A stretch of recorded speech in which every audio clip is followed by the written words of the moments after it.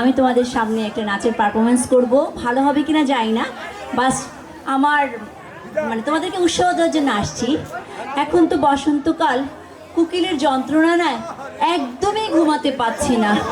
কি যে করি বলো না, ওনা আমাকে ঘুমাতেই দিচ্ছে না। দেখো না কোকিলটা কি করে। আমায় ঘুম ভাঙাইয়া গেল মোরা কোকিলে, আমায় উদাসী বানাইল মোরা কোকিলে, আমায় উদাসী বানাইয়া গেল বসন্তের কালে গো মোরা কোকিলে,